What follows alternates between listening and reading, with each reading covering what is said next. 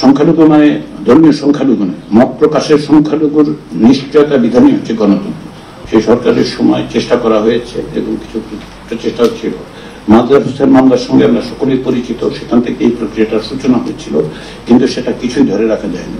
বিশেষ করে বাংলাদেশের সংবিধানের 116 ধারা অব্যাহত রেখে আমার মনে হয় না যে বিশেষ করে অধস্তন আদালতগুলোর উপর রাষ্ট্রপতির সুস্পষ্ট কর্তৃত্ব বজায় রেখে আসলে কোন অবস্থাতেই সংবিধানের বিচার বিভাগের স্বাধীনতা নিশ্চিত করা যাবে না। স্বচ্ছতার অভাব সাংবিধানিক পদগুলোর ক্ষেত্রে আমরা দেখতে পেয়েছি যে এগুলো কেন, কিভাবে, কারা নিয়োগ দেন এবং কেন, কি বিবেচনায় সাংবিধানিক পদগুলোতে লোকজনকে নির্ধারণ করা হয়, সেটা কখনোই স্পষ্ট স্বচ্ছ হয়নি। বাংলাদেশের সংবিধানের আওতায় লেজিসলেটিভ বডিজ অর্থাৎ পার্লামেন্টের যে দায়িত্ব ছিল সেই দায়িত্ব তারা পালন করতে পারেনি, কারণ গত 3টি পার্লামেন্ট এক ধরনের অবৈধ নির্বাচনের মাধ্যমে যা তৈরি হয়েছে সেগুলো একদলীয় ব্যবস্থা, এবং সেক্ষেত্রে তারা প্রশ্ন করার অধিকার রাখেননি, ব্যবহারও করেননি, ব্যবহার করার সুযোগ থাকলেও করেননি। ফলে আমার যেটা বক্তব্য, সাংবিধানিক পদগুলোতে নিয়োগের প্রক্রিয়া বিষয়টা স্বচ্ছতা না আনবে, এবং সেই স্বচ্ছতার ক্ষেত্রে সবচেয়ে বড় জিনিস যেটা আমি মনে করি সেটা হচ্ছে ওপেন হিয়ারিং। পার্লামেন্টারি সিলেক্ট কমিটিগুলো যেন সবাইকে আগের থেকে যেন আমরা জানতে পারি। আপনাদের অনেকেরই হয়তো মনে থাকবে সাংবিধানিক পদগুলোর ক্ষেত্রে একটা বড় জিনিস হচ্ছে এই যে রাষ্ট্রপতির পদ যদি আপনি অন্তর্ভুক্ত করেন, আপনাদের প্রত্যেকেরই হয়তো মনে থাকবে যে শেখ হাসিনা যখন বর্তমান রাষ্ট্রপতির নাম ঘোষণা করেন তিনি সুস্পষ্টভাবেই বলেছিলেন তিনি একাই এই সিদ্ধান্ত নিয়েছেন, এমনকি তার দলের ব্যক্তিরাও খুব বিস্মিত হয়েছিল। ব্যক্তির হাতে ক্ষমতার এর চেয়ে বড় ডিসপ্লে আমার মনে হয় না কখনো বাংলাদেশের গত 52 বছরে হয়েছে, এবং এটা প্রমাণ করেছে যে আসলে ব্যক্তি চাইলে এটা করতে পারেন, সংবিধানের মধ্যে করতে পারেন। সবচেয়ে বিস্ময়কর ব্যাপার হচ্ছে তিনি সংবিধানের কিন্তু বাইরে যাননি। আমরা কিন্তু বলতে পারিনি যে শেখ হাসিনা সংবিধানের 3 নম্বর অনুচ্ছেদ ভায়োলেট করেছেন, তার করার কথা সেটাই করার কথা। আরো একটা হাস্যকর বিষয় আপনাকে বলি, এই যে নির্বাচন কমিশন বলে যে প্রতিষ্ঠানটা তৈরি করা হয় সেই প্রতিষ্ঠানে সার্চ কমিটির একটা অদ্ভুত ব্যবস্থা তৈরি করা হয়েছে। আমি অদ্ভুত বলছি এই কারণে যে সার্চ কমিটি কেন তৈরি করা হয়েছে সেটা স্পষ্ট নয়। এই সার্চ কমিটিতে কারা নিয়োগ হয়েছিল, কিভাবে নিয়োগ হয়েছিল আমরা স্পষ্ট জানি না, এবং সার্চ কমিটি কাদের মনোনয়ন দিয়েছিলেন সেটাও আমরা জানি না। এখন এই অস্বচ্ছতা এবং নির্বাচন কমিশন যে আসলে প্রকৃতপক্ষে প্রধানমন্ত্রীর নির্ধারিত ব্যক্তিদের দ্বারা তৈরি করা সেটা সাংবিধানিক। কারণ কি বলা হয়েছে যে রাষ্ট্রপতি প্রধানমন্ত্রীর সাথে পরামর্শ ছাড়া দুটো মাত্র কাজ করতে পারে, একটা হচ্ছে প্রধানমন্ত্রীকে নিয়োগ আর একটা হচ্ছে প্রধান বিচারপতি।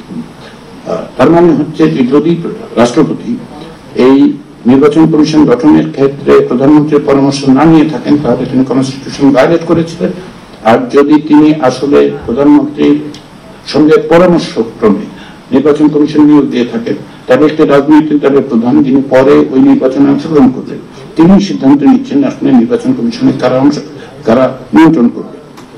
এটা খুব বিস্ময়কর। আমি যদি শেখ হাসিনার জায়গায় হতাম, আমি যদি একটা রাজনৈতিক দলের প্রধানমন্ত্রী হতাম, তাহলে আমি যা করতাম শেখ হাসিনা তাই করেছেন, আমার নিজের লোকদেরকে নির্বাচন কমিশনে বসিয়ে নির্বাচনে একটা এমন ভাবে সাজানো যাতে আমি বিজয়ী হতে পারি। কারণ রাজনৈতিক দলগুলো রাজনীতি করে ক্ষমতায় যাওয়ার জন্য, কোন অবস্থাতে এক ধরনের নয়। সাংবিধানিক সংখ্যাগুলোর একটা অত্যাচার আমরা লক্ষ্য করেছি, সেটা হচ্ছে কি, সেটা হচ্ছে যখনই 2/3 সংখ্যাগরিষ্ঠতা পাওয়া গেছে তখনই এটা প্রত্যেকটা ক্ষেত্রেই আমরা লক্ষ্য করেছি। এটা দক্ষিণ এশিয়ার প্রবণতা। দক্ষিণ এশিয়ায় গত 50 বছরে একটি মাত্র ব্যতিক্রম ছাড়া সবসময় 2/3 যে দল ক্ষমতায় 2/3 নিয়ে গেছে তারাই আসলে সংবিধান সংশোধন করেছে। একটা মাত্র এক্সেপশন আছে, সেটা ছাড়া সর্বত্র এটা হয়েছে। বাংলাদেশের ক্ষেত্রে বারবার এটা আমরা লক্ষ্য করেছি। এখন এই সংখ্যাগুলোর অত্যাচার বন্ধ করার উপায় এর বিভিন্ন রকম পথ খুঁজে বের করা যেতে পারে। এর মধ্যে একটা হতে পারে প্রপোর্শনাল রিপ্রেজেন্টেশন, একটা হতে পারে বাইক্যামেরাল পার্লামেন্ট, যাতে করে এগুলোর চেক এন্ড ব্যালেন্স তৈরি হয়।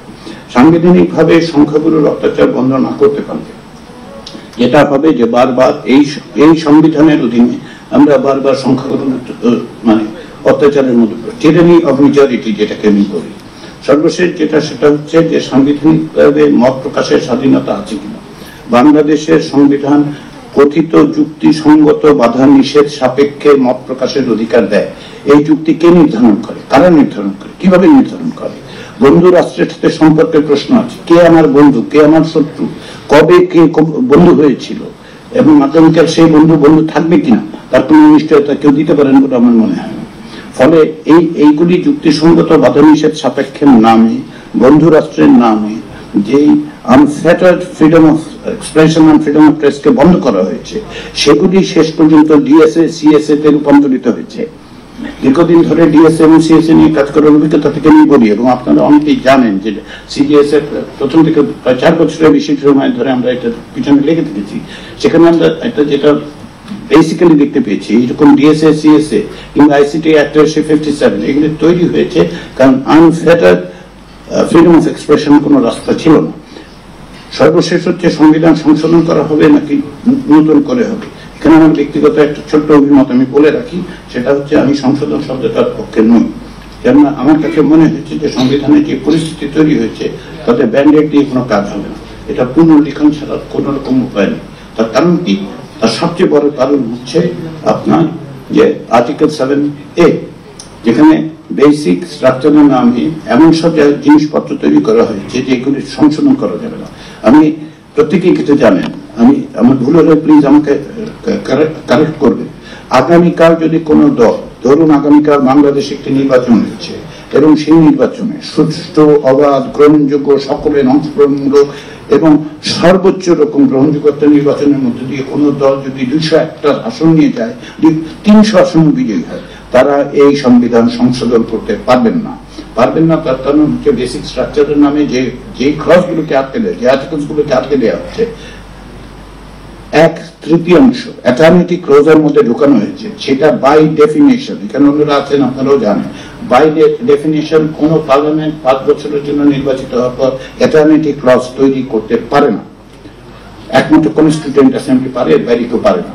সেটা তারা করেছেন এবং তার ফলে এই সংবিধান, আপনার হাতের সামনে যে সংবিধান আছে, সেই সংবিধানের আওতায় যদি কোনো রাজনৈতিক দল আগামীকাল, আগামী 3 মাস পর, 6 মাস পরে, 6 বছর পরে নির্বাচন করে 300 আসনে বিজয়ী হন, কিচ্ছু করতে পারবেন না। এটা আমার ব্যক্তিগতভাবে আমি সংবিধান করে যতটুকু বুঝেছি।